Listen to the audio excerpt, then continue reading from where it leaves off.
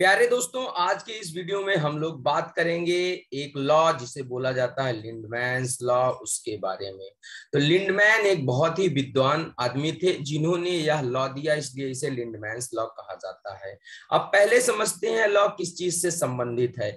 हमारे इकोसिस्टम में बहुत सारी फूड चेन्स चलती हैं और उन फूड चेन्स में एनर्जी और मटेरियल का ट्रांसफर होता है।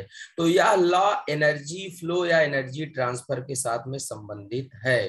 तो ऊर्जा का प्रवाह जब होता है एक ट्रॉफिक लेवल से दूसरे ट्रॉफिक लेवल पर, तो हमेशा खाली 10% एनर्जी का ट्रांसफर होता है, 90% एनर्जी लॉस हो जाती है लोअर ट्रॉफिक लेवल से अपर ट्रॉफिक लेवल पर ट्रांसफर होने में।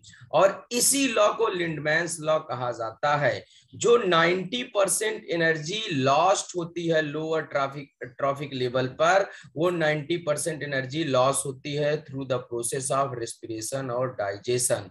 मतलब कि जो पाचन की प्रक्रिया होती है, श्वसन की प्रक्रिया होती है, इन सारी प्रक्रियाओं में जब भी ऊर्जा का निर्माण होता है तो 90% ऊर्जा लॉस हो जाती है, वह अगले ट्रॉफिक लेवल पर नहीं पहुंचती है।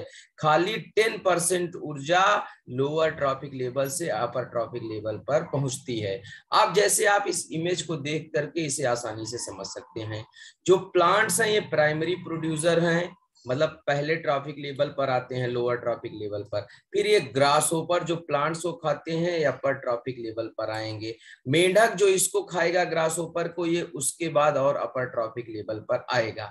अब जो यहाँ पर मटेरियल का फॉर्मेशन हो रहा है और एनर्जी का फॉर्मेशन हो रहा है, उसमें जब मटेरियल इस ग्रास होपर के द्वारा खाया जाएगा तो मटेरियल के आने के साथ ही 10% एनर्जी इस ग्रास होपर तक इन प्लांट से पहुंचेगी। 90% एनर्जी ये प्लांट्स कंज्यूम कर लेते हैं अपने डेली वर्क्स में। मतलब कि जब ये डाइजेशन करेंगे, रेस्पिरेशन करेंगे, ऐसे बॉडी प्रोसेसेस करेंगे तो उसमें 90% ऊर्जा जो होगी वो लॉस हो जाएगी। तो जो ये 10% एनर्जी ट्रांसफर हो रही है एक ट्रॉफिक लेवल से दूसरे ट्रॉफिक लेवल पर, यही लिंडमैन्स लॉ है। और इस ट्रॉफिक लेवल पर जो 10% एनर्जी आएगी उसकी भी 10% एनर्जी पहुंचेगी कहां पर, जो अपर ट्रॉफिक लेवल है, मतलब मेंढक के पास में।